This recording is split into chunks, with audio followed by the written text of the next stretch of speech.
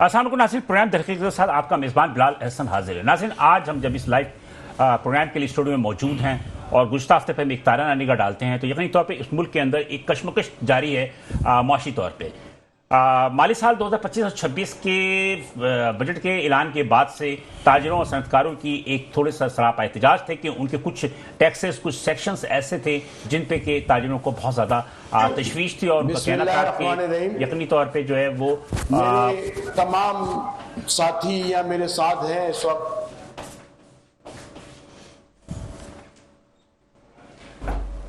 इस वक्त की सूरत हाल तो कुछ ये है कि ताजिर और सनतकारों ने जो है इस वक्त कुछ अपनी जो शराइत हैं और जो मसले मसाइल हैं, मुश्किलात हैं, उनसे वफाकी हुकूमत को आगाह किया था। वफाकी हुकूमत से उनकी मुज़ाकरात भी हुई जो नाकाम हुए। अब आज 18 जुलाई को ये फैसला किया गया है कराची चैम्बर ऑफ कॉमर्स में और तकरीबन जो है और भी जितने भी चैम्बर्स हैं पूरे पाकिस्तान के, उन्होंने मुत्तफ़क़ा तौर पर इस बात का फैसला किया है कि 19 जुलाई को बरोज़ हफ्ता जो है वो मुल्की सतह पर जो हड़ताल की जाएगी। गो कि इस हड़ताल पे फेडरेशन ऑफ पाकिस्तान APCCI ने लाताल्लुक़ का ऐलान किया है और उनका कहना है कि हम इस हड़ताल से लाताल्लुक़ का इजहार करते हैं। तो लिहाजा इस वक्त कराची चैम्बर और मुल्क के दीगर चैम्बर्स और फेडरेशन जो है वो आपस में आमने सामने आ गए हैं। इस वक्त की जो सूरत हाल वो ये है कि कल जब 19 जुलाई को हड़ताल होगी तो उसके बाद देखते हैं कि हुकूमत क्या मशवरे देती है, हुकूमत क्या उनके मसाइल को हल करती है। आज इस प्रोग्राम में जिन मेहमानों को हमने मदऊ किया है उन मेहमानों में मेरे साथ अभी जो स्टूडियो में मौजूद हैं उनसे मैं आपका तारुफ करा दें। ये हैं जनाब अब्दुल रहमान साहब, ये हैं सदर ऑल कराची रिटेलर्स एसोसिएशन है के सदर हैं। और रहमान साहब, इसके अलावा मेरे साथ टेलीफोन लाइन पर के जावेद बिलवानी साहब जो कराची चैम्बर ऑफ कॉमर्स के सदर हैं वो भी मौजूद हैं। तो मेरे ख्याल है कि रहमान साहब पहले हम कराची चैम्बर ऑफ कॉमर्स के सदर से बात कर लेते हैं। अस्सलाम वालेकुम सर। अस्सलाम वालेकुम। बिलवानी साहब मेरी आवाज सुन सकते हैं? हेलो, अस्सलाम वालेकुम। अस्सलाम वालेकुम जी। रहमान साहब आपसे ही बात करते हैं। मेरे ख्याल में उनकी लाइन ड्रॉप हो गई तो हम जरा रहमान साहब की तरफ चलते हैं। लेकिन उससे पहले मैं थोड़ा सा चाहता हूं कि ये बता दूं मैं आपको कि कराची चैम्बर में इस वक्त तमाम की तमाम जो छोटी बड़ी ताजी तंजीमों के उनका एक मुशावरती इजलास हुआ था और उसके बाद उन्होंने इस बात का फैसला किया है कि हड़ताल जो है वो कल लाजमी होगी। और इसी हवाले से एक उन्होंने वीडियो बयान भी जारी किया। मैं चाहता हूं कि वो वीडियो बयान यहाँ पर पहले सुना दूं मैं आपको और मैं अपने प्रोड्यूसर साहब से कहूँगा कि वो वीडियो बयान जरा सा जारी कर दें, उनको सुना दें। बिस्मिल्लाहिर्रहमानिर्रहीम। मेरे तमाम साथी या मेरे साथ हैं इस वक्त कराची चैम्बर में। आज हमने हारून अख्तर की जो कमेटी बनी थी उससे मीटिंग की। उस मीटिंग के अंदर हारून अख्तर साहब ने बहुत अच्छी बातें की, मगर एक प्रॉब्लम हुआ कि हमने इनसे कहा कि कोई मिनट्स दे दें या कोई ऐसा राइटिंग में हमें चीज दे दें ताकि हम अपने मेंबर्स को बताएं, क्योंकि हमारे मेंबर्स ने हमसे ये कहा था अगर राइटिंग में नहीं आएगा तो हम स्ट्राइक करेंगे, कोई नोटिफिकेशन नहीं निकलेगा तो हम स्ट्राइक करेंगे, कोई मौखर नहीं करेंगे तो हम स्ट्राइक करेंगे। तो मैंने आगे सारी बात इन सबको समझाई कि ये बात हुई है और ये चीजें हुई हैं। मैंने फिर इन सब से पूछा कि हमने करना क्या है। आप सबका जो मशवरा होगा वो कराची चैम्बर करेगा, क्योंकि हमने जितनी भी अभी तक मीटिंगें की और जो कुछ किया सबको ऑन बोर्ड ले रहे हैं और सबसे मशावरत कर रहे हैं ताकि कल कोई ये बात ना करे कि बगैर मशवरे के जावेद बिलवानी ने ऐलान किया और बगैर मशवरे के कोई काम किया है। तो आज सब जानों का मशवरा ये आया कि हमको स्ट्राइक पे जाना है और कुछ लोग मुझे ये कह रहे हैं कि कितने दिन की स्ट्राइक करनी है। तो हमने कल सैटरडे को ही स्ट्राइक करनी है। सैटरडे के दिन की स्ट्राइक होगी। अगर हमें नेक्स्ट मीटिंग में कागज नहीं दिया गया तो हम स्ट्राइक का जो है दौरानिया बढ़ाएंगे। हर हफ्ते एक दिन करेंगे, हर हफ्ते 2 दिन भी जाएंगे, पूरे हफ्ते पे भी जाएंगे। ये सब लोग मेरे साथ खड़े हैं, ट्रांसपोर्टर्स भी हैं और टाउन एसोसिएशन वाले भी हैं, मुख्तलिफ मार्केटों के, इलेक्ट्रॉनिक मार्केट, तारिक रोड, सदर, हर जगह के, जोड़िया बाजार, कपड़ा मार्केट, क्लॉथ मार्केट, सब जगह के लोग यहाँ पे, कोई 30, 40, 50 मार्केटों के लोग यहाँ मौजूद हैं। और कराची छोटे ताजिरों की एसोसिएशन के लीडरान मौजूद हैं, इस तरह इंडस्ट्रियल एसोसिएशन के लीडरान मौजूद हैं, एक्सपोर्टर्स एसोसिएशन के लीडरान मौजूद हैं। ये सब एक पेज पे हैं और सब एक ही बात कर रहे हैं कि कागज में अगर आए तो हम कोई मेरा ख्याल है कि हम थोड़ा सा, मेरे साथ लाइन पे मौजूद हैं इस वक्त फैसल मोईज साहब। फैसल मोईज साहब से बात कर लेते हैं, ये निकाटी के सदर भी हैं, इनसे वहाँ की सूरत हाल मालूम कर लेते हैं, फिर उसके बाद हम स्टूडियो में आएंगे। अस्सलाम वालेकुम फैसल साहब। जी वालेकुम सलाम। आवाज, मेरी आवाज आ रही है ना आपको? जी जी, मैं प्रेस कॉन्फ्रेंस में बैठा हूँ। हाँ जी, अभी चैम्बर ऑफ कॉमर्स में प्रेस कॉन्फ्रेंस हो रही है, आप बताइए। हमारी तो हमारे पास वीडियो आ गई है कराची चैम्बर से, और हड़ताल जो ऑन है, यानी कि 19 जुलाई को हड़ताल होगी। और क्या सूरत हाल है? देखिए जी, आज जो मुज़ाकरात थे वो बड़ी कोशिश की गई कि हुकूमत हमारे पॉइंट्स में मान जाए, लेकिन हुकूमत मानने को तैयार नहीं है। ना कोई पेपर लिख के देने को तैयार है कि उन्होंने कोई कमेटी फॉर्म की थी, उस कमेटी के अंदर जो है वो हमने ये मुतालबा किया था कि जी आप वो डॉक्यूमेंट जो आपने ये काले कवानीन बनाए, ये काले कवानीन जो हैं इनको फौरी तौर पे मौखर किया जाए, और जो कमेटी फॉर्म की गई है प्राइम मिनिस्टर की तरफ से, हम बैठ के उसकी एसओपी तय करेंगे। लेकिन वो जो लोग कमेटी में मौजूद थे, फाइनेंस मिनिस्ट्री के लोग, एफबीआर के चेयरमैन, वो कुछ लिख के देने को तैयार नहीं थे। तो तमाम चैम्बर्स ने वहां से इस मीटिंग से वॉकआउट किया है, और हमारी हड़ताल इस वक्त कराची चैम्बर में मैं मौजूद हूँ। हम प्रेस कॉन्फ्रेंस कर रहे हैं, जावेद बिलवानी साहब और तमाम लीडरान, तमाम ट्रेड एसोसिएशन के प्रेसिडेंट, और हम सब तैयार हैं। कल पूरा पाकिस्तान, सारी चैम्बर्स, ट्रेड एसोसिएशन, तमाम ताजिर तंजीमें, तमाम एसएमईज बंद करने जा रहे हैं। अच्छा, ये काले कानून के खिलाफ। फैसाब, ये बताइए कि कराची चैम्बर के साथ साथ और भी दीगर कौन कौन से चैम्बर हैं? जी, और कौन कौन से चैम्बर हैं जो ये हड़ताल करेंगे? कराची चैम्बर में इस वक्त 7 ट्रेड एसोसिएशन, टाउन एसोसिएशन, इसके अलावा प्रेसिडेंट हैं। पाकिस्तान के दीगर चैम्बरों में कौन कौन से हैं?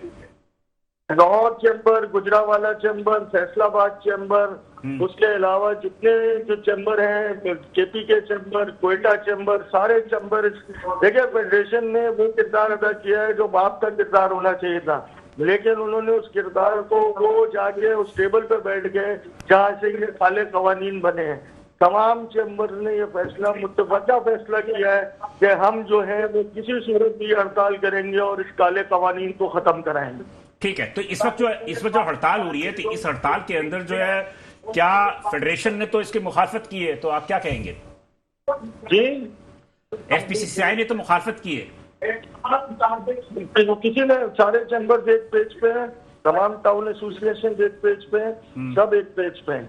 हम टोटल चैम्बर्स पाकिस्तान की एक पेज पे। नहीं, मैं कह रहा हूँ फेडरेशन ने मुखालफत की है एफपीसीसीआई ने, उस हवाले से फेडरेशन जो है वो हुकूमती बेंचों पे जाके बैठ गई है। हाँ। और वो कोई ताजिर बरादरी और किसी के लिए जो है वो कोई किरदार अदा नहीं कर रही है जो एक बाप का किरदार होना चाहिए। ठीक है, बहुत शुक्रिया, थैंक यू फैसल भाई, बहुत शुक्रिया।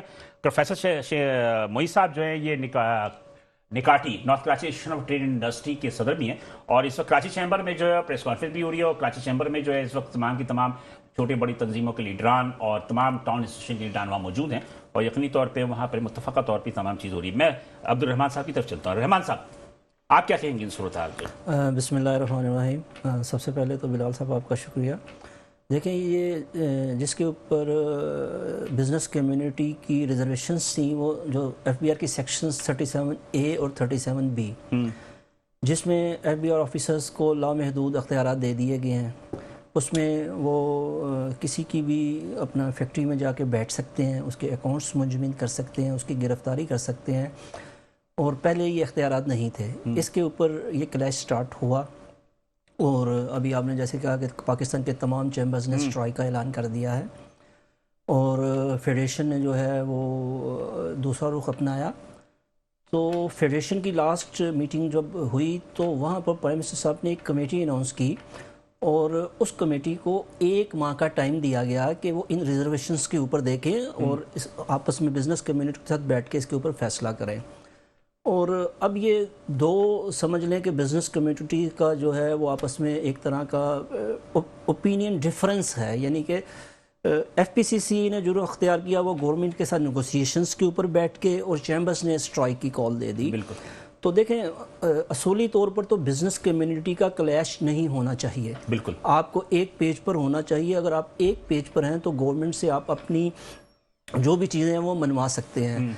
और FPCC चूँकि मदर बॉडी है, तमाम चैम्बर्स को भी लीड करती है, तमाम बिजनेस कम्युनिटी को लीड करती है, उनका मौक़िफ़ डिफरेंस था। तो ये एक लम्हा फ़िक्रिया है तमाम पाकिस्तान की बिजनेस कम्युनिटी के लिए भी। और अगर आप स्ट्राइक की कॉल कर दें तो FPCCI को भी इसके साथ शामिल होना चाहिए था। और दूसरा, मैं ये कहूँगा कि गवर्नमेंट को भी चाहिए कि बिज़नेस कम्युनिटी की जो रिजर्वेशंस हैं उनको देखें, क्योंकि बिज़नेस चलेगा तो आपको टैक्स मिलेगा। अब जैसे कल की स्ट्राइक होगी तो ये बिलियन ऑफ रुपीस का लॉस होगा, आपको रेवेन्यू भी नहीं मिलेगा, सेल्स टैक्स नहीं मिलेगा, और जो मिल्स हैं वो प्रोडक्शन नहीं करेंगी, और जो बिजनेस कम्युनिटी है उनकी सेल्स कम होंगी, तो इससे आपको रेवेन्यू में फ़र्क आएगा। बिल्कुल। तो इसको आपको कंसिडर करना चाहिए, इनके साथ बैठना चाहिए, और ये नौबत नहीं आनी चाहिए थी। आप वैसे हिमायत करते हैं या मुखालफत करते हैं? देखें, और पाकिस्तान लाजमी बात है, all Karachi realtors association, all Karachi realtors association, देखिए हमारे जो रियल एस्टेट सेक्टर के मसाइल वो डिफरेंट हैं, वो इससे हटकर हैं। क्योंकि 37A 37B चूँकि हम सेल्स टैक्स की कैटेगरी में नहीं आते, तो थोड़ा सा डिफरेंस अपना हमारा है, लेकिन हम पाकिस्तान की बिजनेस कम्युनिटी के साथ हैं। अब हमारे लिए भी क्वेश्चन ये पैदा हो रहा है कि हम FPCC की हमायत करें कि चैम्बर ऑफ कॉमर्स की हमायत करें। ये बड़ा एक बहुत सिचुएशन है। बिल्कुल। तो इसमें हम अभी देखेंगे, क्योंकि हम अपना क्या कहते हैं, इसके ऊपर अभी हमारी तरफ से तो कोई ऐसी बात नहीं की गई। बाकी जो रियल एस्टेट सेक्टर के हवाले से जब आप बात करते हैं तो बजट में जैसे कि कुछ अच्छी चीज़ें थी इसमें, और कुछ बुरी चीज़ें भी आई। अच्छी चीज़ों में ये था कि फेडरल एक्साइज ड्यूटी वापस ले ली गई, और इसके साथ साथ जो कैपिटल गेन टैक्स था, फेडरल एक्साइज ड्यूटी प्रॉपर्टी की बेन है, प्रॉपर्टी के हवाले से जो फेडरल वो वापस ले ली गई, वो एक अच्छी न्यूज़ थी। उसके बाद हमारा जो ओपिनियन ये था कि जो आपकी कैपिटल गेन टैक्स है इसकी आप शरह कम करें, और दूसरा आप जो एडवांस टैक्स ले रहे हैं इसकी शरह को आप कम करें। तो उसके ऊपर जो हमारी नेगोशिएशंस हुई थी उसमें अंडरस्टैंडिंग हुई थी कि दोनों को 1% की सतह पर लेकर आया जाएगा। बिल्कुल। एडवांस टैक्स सेलर की तरफ से भी 1% और परचेजर की तरफ से भी 1%। लेकिन बदकिस्मती से उस पर अमल दरामद नहीं हो सका, और उसके ऊपर जो गवर्नमेंट ने किया, परचेजर की तरफ से आपने 1.5% कम कर दी जी, और सेलर पे आपने 1.5% ज़्यादा कर दी, यानी कि उसी रुख के ऊपर रहे। और इस्लामाबाद की कैपिटल टेरिटरी में आपने जो स्टैंपिंग थी वो 1% कर दी। लेकिन चूंकि सिंध, हमारा ताल्लुक सिंध से है, तो यहाँ पर जो हमारी स्टैंपिंग ड्यूटी 2% थी वो 2% ही रही। हालांकि वफाक ने ऐलान किया था कि तमाम सूबों को भी स्टैंपिंग ड्यूटी में कमी करनी चाहिए, तो वो कम नहीं हो सकी। और दूसरा जो हमारी सबसे बड़ी रिजर्वेशन थी वो थी एलिजिबल बायर, जो कि एक नई सेक्शन डाली गई इस बजट में ऊपर, कि अगर आप कोई प्रॉपर्टी परचेज करना चाहते हैं तो उससे पहले आपको FBR ऑफिसर से एक सर्टिफिकेट लेना पड़ेगा, और अगर आप इस प्रॉपर्टी खरीदने के एलिजिबल हैं, आपके पास वो सरमाया मौजूद है, वो आपको उसको जस्टिफाइड करना पड़ेगा, तो उसके बाद आप ये प्रॉपर्टी परचेज कर सकते हैं। अच्छा, एक मिनट, मेरे साथ लाइन पे मौजूद है काटी के प्रेसिडेंट जुनैद नकी साहब, मैं उनसे बात कर लूँ फिर उसके आगे बढ़ते हैं। अस्सलाम वालेकुम सर। वालेकुम अस्सलाम जनाब अली। क्या सूरत हाल है? चैम्बर ने तो ऐलान कर दिया आपके हड़ताल कल होगी। जी जी बिल्कुल, इस वक्त जो है वो जावेद बलवानी साहब सदर जो है वो चैम्बर के मीडिया टॉक कर रहे हैं, और बहुत सारे चैनल पे लाइव भी हैं, और उन्होंने ऐलान कर दिया है कि जी हमारे जो मुतालबात थे वो FBR के काले क़वानीन के खिलाफ, उस पर जो है वो रजामंदी तो जाहिर की गई पहली मीटिंग में भी, और आज की मीटिंग में भी जो हुमायूं अख्तर साहब ने चेयर की, और उस पर उन्होंने कहा कि जी सारी जायज़ चीजें हैं और ये जस्टिफाइड हैं, और उसमें ये क़वानीन में तब्दीली लानी चाहिए। जब मीटिंग कंक्लूड हो रही थी तो जावेद बलवानी साहब ने उनसे यही गुजारिश करी कि जी देखें, हम अकेले नहीं हैं, हमारा चैम्बर अकेला नहीं है, पूरे पाकिस्तान से चैम्बर्स और एसोसिएशन इसमें शामिल है, बिलखुसूस कराची की तमाम छोटी बड़ी एसोसिएशन और चैम्बर इसमें शामिल हैं। तो हमें मिनट्स ऑफ द मीटिंग और जो पॉइंट्स आज डिस्कस हुए हैं ये आप जरूर दें कि आप इस पे राजी हैं। तो उस पर जो है वो एक मायूस कुन बात यह है कि जी वो मिनट्स ऑफ द मीटिंग और रजामंदी जो है वो पेपर पे देने से कासिर हैं, और जिसकी वजह से हमें ये यही है कि ये इनकी नीयत में जो है वो खोट है। और जावेद बलवानी साहब इस वक्त यही ब्रीफिंग दे रहे हैं कि जी हमारे लिए तो ये मजबूरी है, हम नहीं चाहते, लेकिन इस वक्त हम सबसे मशावरत के बाद बैठे हैं और सब यही कह रहे हैं कि नहीं जी, कल जो है वो पूरा मुल्क और बिलखुसूस कराची तो पूरा बंद रहेगा, और उसमें यकीनन अब जब वो हम एक आवाज हैं तो यकीनन मुल्क के दूसरे चैम्बर और एसोसिएशन भी इसमें शामिल होंगे। नहीं तो मतलब ये कि अब आप फेडरेशन ने तो इनकार कर दिया। फेडरेशन की जो आज जो मेरे पास जो इत्तफाक की बात यह है कि थोड़ी देर कबल जो टेक्स्ट आया, उस टेक्स्ट के तहत तो ये कहा कि उन्होंने कि जनाब के मुशावरत हो गई है हुकूमत से और हड़ताल मुलतवी हो गई है। सर देखिए, मुशावरत का लफ्ज बिल्कुल सही है, मुशावरत हुई है और पहली मीटिंग में फेडरल मिनिस्टर भी राजी थे, आज जो हैं जो एडवाइजर भी हैं और बहुत सारी चीजें देखते भी हैं, हुमायूं अख्तर साहब चेयर हैं कमेटी के, जो मार्क हुई है प्राइम मिनिस्टर और फेडरल मिनिस्टर की तरफ से, लेकिन कोई कमिटमेंट पेपर पे नहीं है, कोई मिनट्स ऑफ द मीटिंग नहीं है, तो इसलिए कोई नजर नहीं आ रहा कि क्योंकि कानून बन गया है, असेंबली से पास हो गया है, उसको रिवर्ट करने के लिए एक नियत होनी चाहिए कि जी बिल्कुल सही है ये बात, और हमने जो है वो इस पर रजामंदी जाहिर कर ली, तो मिनट्स ऑफ द मीटिंग में ये बात दे दी। मुझे नकी साहब ये बताइए कि फेडरेशन ने ये मतलब कि अचानक ये रंग क्यों बदला, क्या वजह हुई? हालांकि वो भी ताजिर है आप लोगों की तरह, उनकी भी वही प्रॉब्लम है जो आपकी प्रॉब्लम है। देखिए ये ना समझ में आने वाली बात है, उस पर जो है वो जावेद साहब ने उनसे यही कहा है कि जी आप जिम्मेदारी ले लीजिए, या तो आप कह दीजिए कि मैं जिम्मेदार हूं कि ये मसाइल हल होंगे, और मैं चैम्बर को ये वर्ड मैं देता हूं एज प्रेसिडेंट FPCCI। उस पर आतिफ इकराम साहब भी राजी नहीं हुए कि जी जाहिर सी बात है उनकी जिम्मेदारी नहीं है कि ये वो फैसला कर लें कि ये देखिए हमारा जो नजरिया था उस पर यह था कि हमने बैठ के पहले बात करी, आवाज लगाई हर एसोसिएशन ने, चैम्बर ने, उसके बाद हम मिल बैठे, हमारे साथ लाहौर चैम्बर, सियालकोट चैम्बर, दीगर चैम्बर जूम मीटिंग में थे, हमने एक पावर शो किया, प्रेस कॉन्फ्रेंस करी चैम्बर में, और उसके बाद ये फैसला किया कि जी हम 19 को हड़ताल करेंगे। तो हड़ताल की कॉल पर हमें जो है वो फेडरल ने हमें कॉल किया और लोग यहाँ से गए, तो उस पर आतिफ इकराम साहब को हमसे मुशावरत करनी चाहिए थी कि एक चीज इनिशिएट की तो लोगों से मुशावरत के बाद की और लोग उसमें शामिल हुए। तो ऐसे इंडिविजुअली आप यकीनन देखें, एक फेडरेशन एक एपेक्स बॉडी है और वो उन्होंने जो ये ऐलान किया है यकीनन कुछ लोगों से उनका मशवरा और कुछ सोच समझ के किया होगा, लेकिन कराची में किसी एक, यानी कि आप देखेंगे कल के स्मॉल मीडियम और लार्ज जितने भी चैम्बर एसोसिएशन है कराची चैम्बर के अम्ब्रेला में, सब कल बंद रखेंगे। चले तो हमारे से कोई मुशावरत नहीं। चले अल्लाह करे आपकी कि ये हड़ताल कामयाब साबित हो और आपके जो मकासद हैं, मेरी तो दुआ है कि वो मुतरदी थे जनाब जुनैद नकी साहब, ये सदर थे काटी के, और इसी दरमियान में हमारे सामने दरमियान जो है वो हमारे एक मेहमान हैं शेख हबीब साहब, जो कि सदर कराची सिंध ताजिर इत्तेहाद एसोसिएशन के और सदर electronics and motor dealers association के, वो मेरा मौजूद थे और वो भी तशरीफ़ ले आए हैं और वो भी हमारे साथ मौजूद है। लेकिन यहाँ पे एक छोटा सा ब्रेक लूँगा, ब्रेक के बाद जब दोबारा हाजिर होंगे तो गुफ्तगू का सिलसिला जारी रखेंगे, साथ रहिएगा। वेलकम बैक प्रोग्राम में हम दकीक़त में दोबारा हाजिर हैं। नाज़रीन, आज जो वफ़े में जाने से कबल जो बात हो रही थी वो बात ये थी कि जुनैद नकी साहब ने भी साहब ने भी हमें ऑनलाइन जो है वो अटेंड किया, क्योंकि सारे चैम्बर ऑफ कॉमर्स मौजूद हैं और वहीं से जो प्रेस कॉन्फ्रेंस भी हुई है और कल हड़ताल की कॉल जो है उसको डन किया गया, यानी कि हुकूमत से मुज़ाकरा कामयाब नहीं है। इसी दौरान हमारे साथ शेख हबीब साहब जो है वो सदर कराची सिंध ताजिर इत्तेहाद एसोसिएशन के सदर इलेक्ट्रॉनिक्स एंड मोटर एसोसिएशन के, वो हमारे हमें ज्वाइन कर लिया था, वो स्टूडियो मौजूद हैं। शेख साहब, थैंक यू फॉर कमिंग। तो शेख साहब यहाँ आ गए हैं। हम शेख साहब से पहले पूछ लेते हैं कि शेख साहब आप कराची चैम्बर से ही आ रहे हैं जी, क्या सूरत हाल है? बिस्मिल्लाहिर्रहमानिर्रहीम। आज कराची चैम्बर के अंदर जूम पे एक इजलास हुआ, हारून अख्तर साहब उस पर मौजूद थे और कराची के नहीं पूरे पाकिस्तान के कुछ चैम्बर उनके साथ ऑनलाइन मौजूद थे।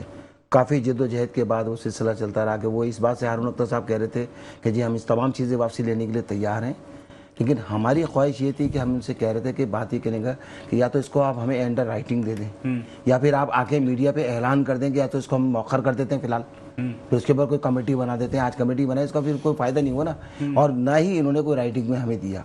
कराची की बिजनेस कम्युनिटी और कराची की स्मॉल इंडस्ट्री वही समझती है कि ये जो 37A और 37B और ये जो दूसरे जो टैक्सेस के मामला तो ये 2 लाख रुपये वाली पोजीशन, ये हम समझते हैं कि ये मेरी समझ में नहीं आ रहा कि ये करना क्या चाहती है हुकूमत।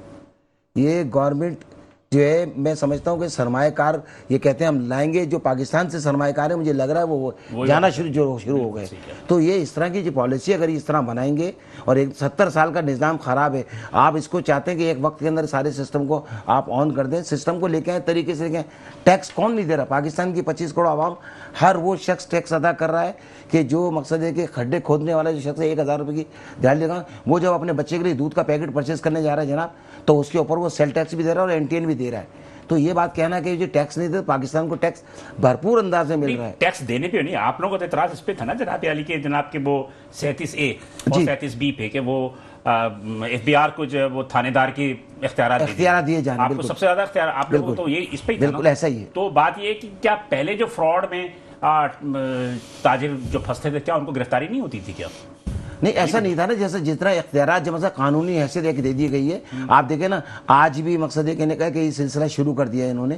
तो अभी देखा आपने पिछले दिनों सदर के अंदर कई दुकानों को वो किया है, जबकि वो अगर मकसद ये कहने का अगर लाइट नहीं है, कराची शहर में लाइट है नहीं है, 12-12 घंटे लाइट नहीं है, तो वो कैसे पोर्टल पे कुछ चीज़ों को चलाएगा? रात को 12 बजे शॉप बंद करके जाता है तो अपने सिस्टम को कैसे ऑन करेगा? तो ये तमाम चीज़ें इनको ये देखनी चाहिए। और फिर एक नॉर्मल तरीके के अंदर एक नए, हम तो 2018 से लगे हुए हैं कि लोगों को फाइलर की तरफ लेकर आ रहे हैं, लोगों को जो है जो फाइलर भी बना रहे हैं, लोगों को सेल टैक्स की तरफ भी ला रहे हैं, राग़िब कर रहे हैं लोगों को, कहते हैं कि भी सिस्टम के अंदर आए।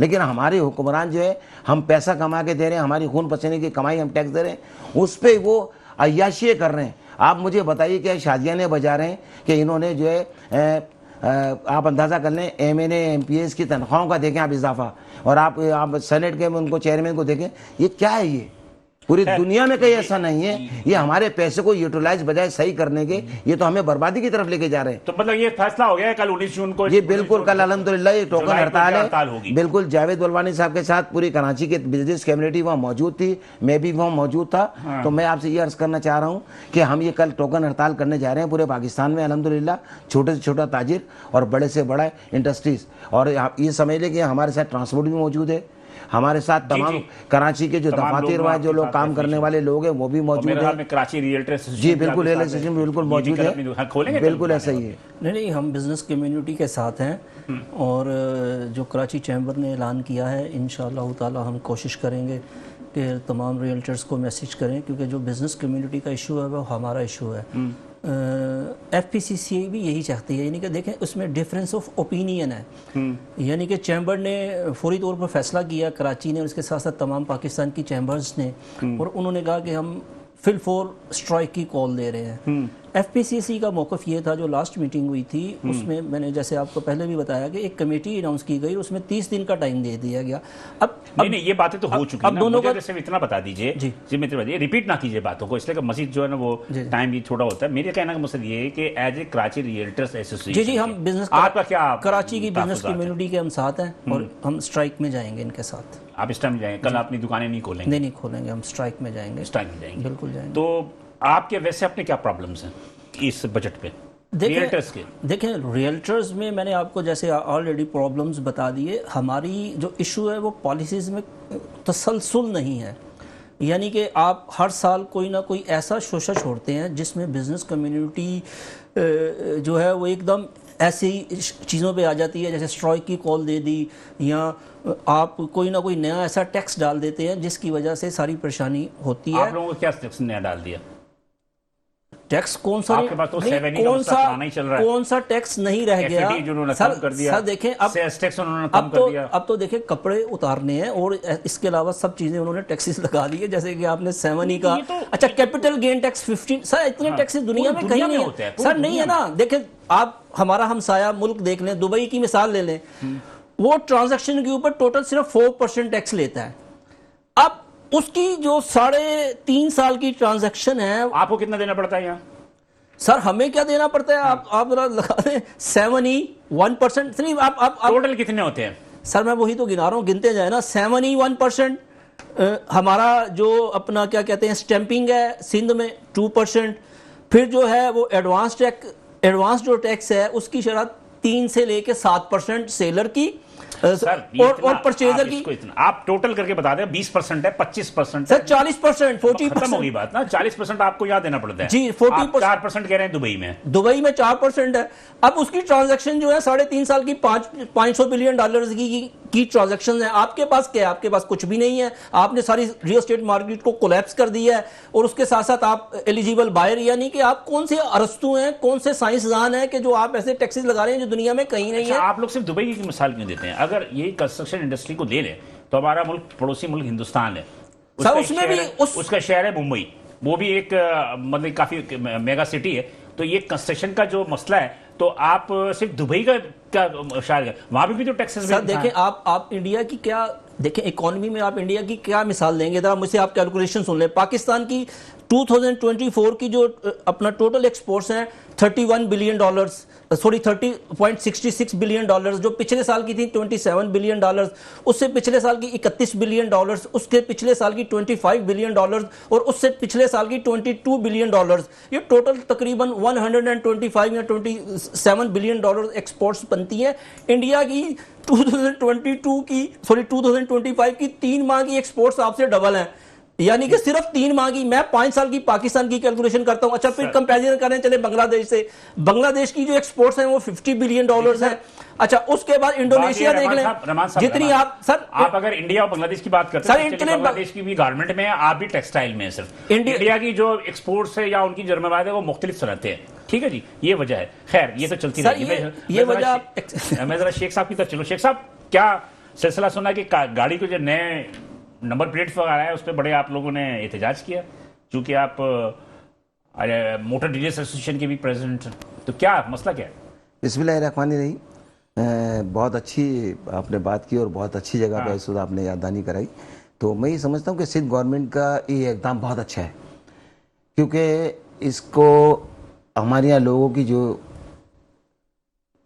आलकसी कह लें या बेवकूफ़ी कह लें कि गाड़ी परचेज कर ली और 5-5 साल नाम नहीं करा रहे, तो उससे जो आंसर है ना डकैती का, स्ट्रीट क्राइम का, वो ज़्यादा बढ़ जाता है। बिल्कुल सही करें। तो मैं समझता हूँ कि इस गवर्नमेंट की सिंध गवर्नमेंट की इस पॉलिसी को मैं सराहता हूँ। अब रही बात आ जाती है कि बहुत से लोग कहते हैं कि अजरक और फलाना है ये वो, देखिए एक अलग इश्यूज है। ये जो गवर्नमेंट नंबर प्लेट है, पहले पिछले माजरत के साथ काम बहुत अच्छा करने जा रही है, लेकिन इनके पास मैकेनिज्म नहीं है, इनके पास होमवर्क नहीं है, इनके पास सेटिंग नहीं है सिंध गवर्नमेंट के पास। आप अंदाज़ा कर ले, मुकेश चावला साहब आके बात तो बहुत अच्छी करते हैं, लेकिन आप अंदाज़ा कर ले 40 से 50 हज़ार नंबर प्लेटें अभी तक लोगों को मिली नहीं है। कुछ सीरियलें तो ऐसी हैं कि जो 6-6 महीने से वो सीरियल आई नहीं है हमारे पास। हम कस्टमर से लड़ रहे हैं, कस्टमर हमसे लड़ रहा है। अच्छा, एक और भी तो हो गई थी कि जब तक कि ये हुआ था कि आप जब तक कि नंबर प्लेट इशू नहीं होगी आप गाड़ी बेच नहीं सकते। देखिए, बात ये कहने का नहीं सकते, मसला ये कहने का कि नंबर इशू नहीं होगा तो नंबर प्लेट, मसला कि चाइनीज गाड़ियों के अंदर नंबर साथ में नहीं आता। देखिए, लेटर कंपनी कभी भी नहीं देगी। कंपनी लेटर जब देती है जब आप गाड़ी सेल करेंगे, उसके बाद जो है वो आपको देंगे। अगर खुदा ना खास्ता किसी गाड़ी में कोई गड़बड़ आ गई, कोई मामला हो गया, तो वो सेल रिटर्न में भी तो जाती है ना, तो अब वो सीरियल अलग हो गई। अभी तहफुजात क्या है आपके? अभी हमारे तहफुजात ये हैं कि हम ये चाहते हैं कि सिंध गवर्नमेंट एक ऐसा मैकेनिज्म बनाए कि ये, मैं तमाम इन चीज़ों से मुत्तफिक हूँ उनकी, लेकिन ये जो पॉलिसी इस वक्त आई हुई है जिसपे लोग सियासत कर रहे हैं अजरक और उसकी, तो मैं समझता हूँ कि अजरक का निशान होना कोई बुरी बात तो नहीं है, कोई बुरी बात नहीं है। और अगर उसमें मज़ारे, देखिए इस्लामाबाद के नंबर प्लेट पे फैसल मस्जिद की तस्वीर लगी हुई होती है, इसी तरह मेरी भी ये ख्वाहिश है, मेरी भी ये ख्वाहिश है कि मज़ार कायद की एक छोटी सी तस्वीर आ जाए और उसके साथ में पूरी एक पट्टी जो है ना वो हमारी अजरक की आ जाए। कोई मसला नहीं है, हम उर्दू बोलने वाले सिंधी हैं, तो बिल्कुल इसमें कोई मजाक नहीं। सिंध गवर्नमेंट जो फैसला करेगी, अजरक से ऐसा महसूस होता है कि एक मखसूस आपको पता चलेगा सिंध से ताल्लुक, ठीक है ना। तो अभी कराची और सिंध हम तो जाहिर है कि करेंगे। तो मैं ये समझता हूँ कि ये जो सिस्टम, इसमें सियासत हो रही है, असल तो जो बात करने की सिंध गवर्नमेंट से वो ये है कि जनाब आपने पुरानी नंबर प्लेटें ऑलरेडी इशू की हैं, उन लोगों को आप दोबारा कहते हैं कि ये वाली अजरक आप ये बनाए, वो वाली छोड़ दें, तो अब मसला ये कहने का कि उसके लिए आपके पास मैकेनिज्म होना चाहिए। कराची के 18 टाउन है, 18 टाउन के अंदर आप ये चीज़ें कायम करें। आप 2 या 3 जगह के ऊपर आप ये चीज़ें कहेंगे, वहाँ जाके देखें तो सही सिविक सेंटर में हाल क्या हो रहा है। तो 2-2 महीने तक भी नंबर नहीं आ रहा है, लोगों को नंबर नहीं मिल रहा है। तो मैं ये समझता हूँ कि सिंध गवर्नमेंट को सबसे पहले तो इसमें या तो फ्री देनी चाहिए थी, अगर सिंध गवर्नमेंट वाकई सिक्योर करना चाहती है और ये समझती है कि इसमें दहशतगर्दी का और इसमें बहुत सारे आंसर है, मैं भी इस चीज़ को ऑन करता हूँ। तो सिंध गवर्नमेंट को चाहिए कि ये नंबर प्लेट या तो फ्री में दे या फिर इतने नॉर्मल पैसे ले कि एक आम आदमी इसको जाके ले सके। कम से कम 500 से 1000 रुपये वो चार्ज करना चाहें तो वो कर लें। लेकिन और दूसरा ये कहूँगा कि डीआईजी ट्रैफिक से भी मेरी रिक्वेस्ट होगी, सिंध गवर्नमेंट से भी रिक्वेस्ट होगी कि जब तक ये मामला नहीं होते ये चालान वाला सिलसिला जो है उसे बंद किया जाए। आज भी मैं तो आउट ऑफ कंट्री गया हुआ था, आज ही पहुंचा हूँ मैं कराची, तो मैंने आज भी देखा अभी रास्ते के अंदर कि बाइक वालों को रोक के 10-10, 12-12 गाड़ियों का हजूम। खैर वो तो एक धंधा शुरू कर देते हैं। तो मैं समझता हूँ कि सिंध गवर्नमेंट को चाहिए, देखिए ये इकदाम बहुत अच्छा है, ये गाड़ी को रजिस्टर होना, गलत इस्तेमाल नहीं होना चाहिए। इसका इस्तेमाल गलत नहीं होना चाहिए। दूसरा ये कहने का कि सिंध गवर्नमेंट को अपना मैकेनिज्म बनाना चाहिए और इनकी कैपेसिटी होनी चाहिए, इनको नंबर प्लेट इश्यू करना बेहद जरूरी है। मैं यहाँ पे एक ब्रेक लूंगा, ब्रेक के बाद हम दोबारा हाजिर होंगे तो यकीनी तौर पे हम थोड़ा सा मखदूश इमारतों के हवाले से भी बात करेंगे। लेकिन यहाँ पर एक जो सूरत-ए-हाल है वो ये तो है कि हुकूमत सिंध को भी जो है, जैसे शेख साहब ने बात कही, तो इस पॉलिसी की तरफ देखना चाहिए। बहरहाल हम मजीद गुफ्तगू करेंगे, एक छोटा सा वक्फा लूंगा मैं यहाँ पे, वक्त के बाद दोबारा मिलते हैं। वेलकम मेरे नाज़रीन, प्रोग्राम तरीक़त में दोबारा हाजिर है। और नाज़रीन आपकी यकीनी तौर पे जो आज हम इस प्रोग्राम में इकनॉमिक को हम ज़्यादा तवज्जो देते हैं और इकनॉमिक पे ही गुफ्तगू करते हैं। इस वक्त मेरे लाइन पर मौजूद है सीनियर वाइस प्रेसिडेंट है आबाद के जनाब अफजल हमीद साहब। और जी अस्सलाम वालेकुम अफजल हमीद साहब।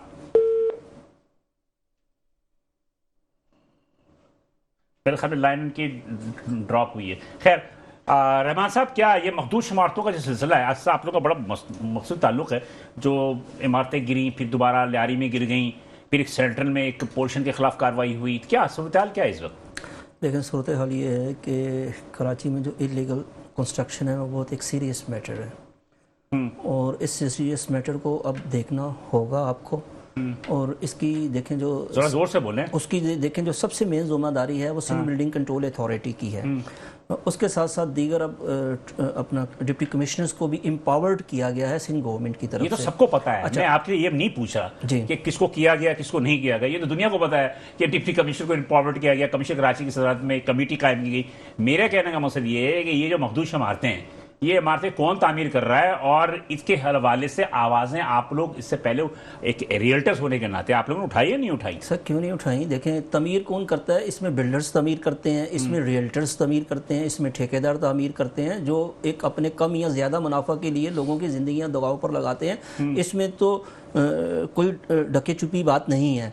अब मसला ये है कि इसको मॉनिटर कौन करेगा, इसको रोकेगा कौन, कौन अपना फ़र्ज़ अदा करेगा। देखिए मेन अदारे जो हैं वो अपना फ़र्ज़ अदा करते हैं और अदारों को आगे आना होगा और उसके ऊपर आपको रिश्वत अपनी लेना छोड़ना होगी और जो बाई लाज हैं उसके मुताबिक चलना होगा। इस एज ए रियल्टर्स कम्युनिटी जो हमारा फ़र्ज़ बनता है, हम गवर्नमेंट के साथ हैं।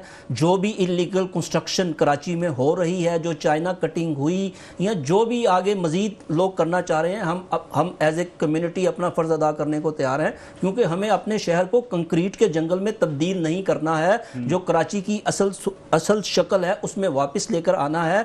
और इसके लिए देखें सबसे अहम किरदार उसमें सब स्टेक होल्डर्स आएंगे। बातें करने से थोड़ी होता है सर। देखिए गवर्नमेंट पॉलिसी बनाएगी, मेरी कौन सुनेगा, मैं कोई एसएचओ कुछ थाने में खुद लगाऊं। मसला ये है, रियल्टर एसोसिएशन के प्रेसिडेंट हैं सर। देखिए आप अपने मसाइल पे तवज्जो देते हैं तो इस हवाले से बिल्कुल हमारी वजीर बल्दियात के साथ अभी 4 मीटिंग्स हो चुकी हैं इसके ऊपर। हमने कहा हम एज ए कम्युनिटी आपका साथ देने को तैयार हैं, आप इसका कला कमा करें, इनके जो इलीगल कंस्ट्रक्शन करते हैं उनके खिलाफ स्ट्रिक्ट एक्शन लें, उनके खिलाफ FIR करते। और ये सीरियस मैटर है, ये लोगों की जिंदगियों के साथ खेलते हैं। आपको जी आ रही है। ये अफजल हमीद साहब टाइम कम है, थोड़ा सा टू दी पॉइंट बात कर ले। अब्दुल रहमान साहब भी और कराची रियल्टर एसोसिएशन के सदर जो मेरे साथ मौजूद है, शेख हबीब साहब भी मौजूद है जो कि सिंध ताजिर इत्तेहाद एसोसिएशन कराची सिंध ताजिर इत्तेहाद के प्रेसिडेंट है। मुझे सिंपल सी बात बता दीजिए कि पहली बात एक लफ्ज में, कल हड़ताल है कराची चैम्बर ऑफ कॉमर्स की जानिब से, आप आबाद उसकी हिमायत करती है या नहीं करती?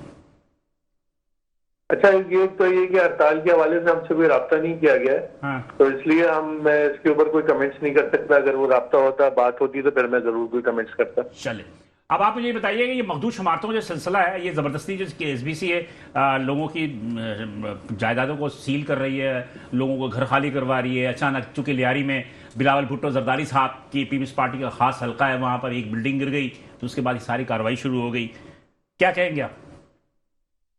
अच्छा, मैं तो ये कहूंगा कि देखें, अगर इसमें हमें थोड़ा सा पीछे जाना होगा। आपको याद होगा कि 2005, 6, 7 तक तो यहाँ इस तरह की कोई तामीरात कंस्ट्रक्शन नहीं होती थी, इलीगल कंस्ट्रक्शन। अच्छा, ये काम शुरू हुआ है 2007-8 के बाद जो है ना कराची में। मैंने भी अपनी आंखों से देखा है और आपने भी देखा होगा, आपका ताल्लुक भी कराची से ही है।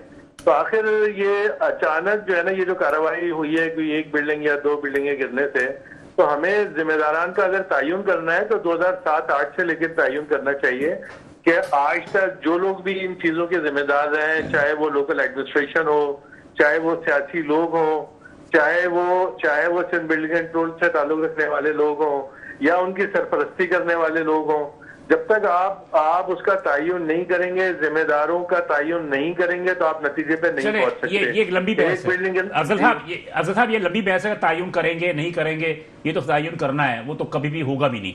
अब तयन कर दिया गया है कि बिल्डिंग कंट्रोल अथॉरिटी के कुछ अफसरान गिरफ्तार हुए, एक कमेटी बनी, कमिश्नर कराची की कमेटी बनी, उन्होंने तकरीबन मेरे ख्याल में 400 से ज्यादा इमारतों को महफूज करार दिया। तो सुने ना, मैं यही बात आपको बताना चाह रहा हूँ। तो आपने जिन लोगों को गिरफ्तार किया है, वो आपने 2022 से लेके और 2025 के दौरान जो साउथ में जिनकी पोस्टिंग रही, आपने उनको गिरफ्तार कर लिया।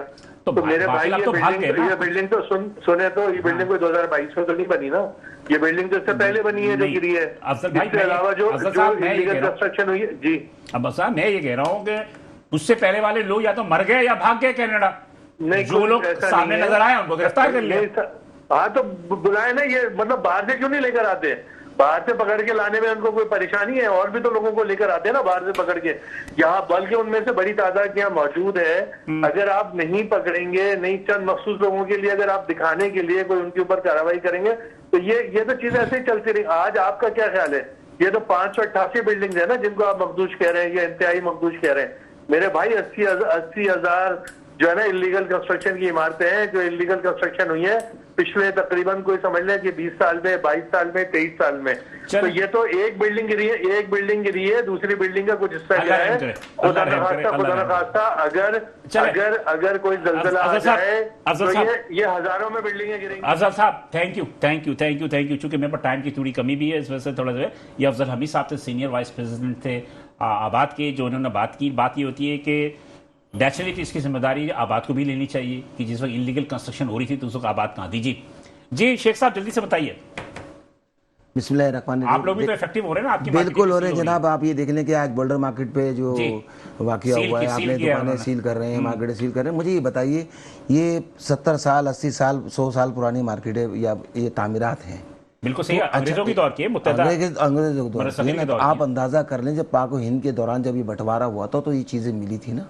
ये तो हुकूमत वफ़ का काम था ना कि इसकी मेंटेनेंस को या इसकी चीज़ों को देखना था। चले, जो भी होना वो हो गया। अभी एक इमारत गिरी है तो आपने जो है वो पूरी कराची पे नज़ला गिराना शुरू कर दिया है। तो रिश्वत के दरवाजे तो पिछले 20 साल से खुले हुए हैं। टाइम कम है, थोड़ा सा टू द पॉइंट यही है कि सिंध गवर्नमेंट को सही स्टेप लेना होगा। आपको किसी को हटा के कोई फायदा नहीं है। आपने उनको हटाया, दूसरे इदारे से, दूसरे जगह से, डिपार्टमेंट से लाके इनको बिठा दिया, तो इसका कोई फायदा नहीं है। मुझे सिर्फ बता दीजिए कि जिनको सील कर दिया उनके लिए हुकूमत को बिल्कुल मैं सिंध गवर्नमेंट से इसका मुतालबा करूंगा कि फौरी तौर पे जो है उन दुकानों को जो सील किया गया उन्हें खोला जाए। उनमें करोड़ों रुपए का लोगों का माल पड़ा हुआ है, बगैर उसकी वार्निंग। दूसरी बात ये कहने का, देखिए मैं आपको एक मिनट पूरी बात कर लूँ ना डॉक्टर साहब, टाइम नहीं है मेरे पास। मसला सिर्फ इतना सा है, मैं आपको बताऊं। मसला सिर्फ ये है कि हुकूमत वफ़ जो है ना, ये जो गरीब लोग जो मकसद है बिल्डिंगों में क़याम है, जो 580 बिल्डिंग या 600-700 बिल्डिंग, तो फिर सिंध गवर्नमेंट को चाहिए कोई ऐसी पॉलिसी मैकेनिज्म बनाए कि उनको वहां पे जाके कहीं शिफ्ट करे जी, इनको शिफ्ट करें ताकि गरीब आदमी के आंसू पोछे जा सके। अगर सिंध गवर्नमेंट वाकई अगर सीरियस है इस मामले में तो ये रिश्वत के दरवाजे ना खोलें। जी देखें, इसमें तो जल्दी से कर लें ताकि मैं देखें, इसमें सबसे पहले सिंध बिल्डिंग कंट्रोल अथॉरिटी का आपको किबला दुरुस्त करना होगा। उसके साथ साथ जो है उनको जिन डिप्टी कमिश्नर्स की आप ड्यूटी लगा रहे हैं, आप लोग कोई साथ देंगे, आप लोग कोई मुशावरा करेंगे, कोई रहनुमाई करेंगे उनकी? क्यों नहीं करेंगे, हम साथ हैं। आपसे अगर पूछेंगे तो आप रहनुमाई करेंगे? सर, हम ऑलरेडी कह चुके हैं और गवर्नमेंट हमें ऑन बोर्ड भी ले चुकी है और हम उनके साथ हैं। लेकिन जैसे ये चाह रहे हैं इस तरीके से ये नहीं हो सकता। इसके लिए पूरी पॉलिसी वही तरीका है जैसे शेख साहब ने कहा कि उनको अल्टरनेट जगह दी जाए। फिर उसके सर ये ऑल्टरनेट तो देखें, ऑल्टरनेट जगह तो एक बड़ा छोटा सा इशू है जो बन चुकी है। आगे जो शहर तबाह होगा उसको भी तो बचाएंगे आप। कुछ भी नहीं, वही आपको फिर आपके पास इंफॉर्मेशन नहीं है। मैं ये कह रहा हूँ कि मुझे वो बता दीजिए वो कौन सी अल्टरनेट जगह इन्होंने दी है किसी को। अभी 3 साल से जो इमारतें नहीं, ऐसा कुछ भी नहीं है। आप बहुत कुछ और कर रहे हैं। देखें वो तो गवर्नमेंट की जिम्मेदारी है, वेलफेयर स्टेट की जिम्मेदारी है। जिन नहीं जो आप बात कर रहे हैं वो 588 बिल्डिंग्स की बात कर रहे हैं, उसको ऑल्टरनेट जगह देनी है, ये तो गवर्नमेंट की जिम्मेदारी है। लेकिन मैं सर दी नहीं है, देनी चाहिए। नहीं मैं और नहीं मैं चैनल पे तो हम तो ये बात करें ना, हम इसको लंबी करें। हम तो ये कह रहे हैं कि इनको ऑल्टरनेट जगह सिंध गवर्नमेंट को चाहिए इसका ऐलान करें। 588 बिल्डिंग जो मखदूश हुई है, बाकायदा तौर पे लोगों को जो है उसके मखदूश उसके ऑल्टरनेट जगह देनी चाहिए, ताकि ऑल्टरनेट देने के बाद जो है उसके बाद उनको वहां से मुंतकिल करना चाहिए, ताकि लोगों के उनके अश्क जो है तो धोया जा सके और मसाइल को हल किया जा सके। बिलाल इजाजत दीजिए, इंशाल्लाह अगले हफ्ते इसी दिन इसी वक्त आपसे दोबारा मुलाकात होगी। तो अल्लाह हाफिज।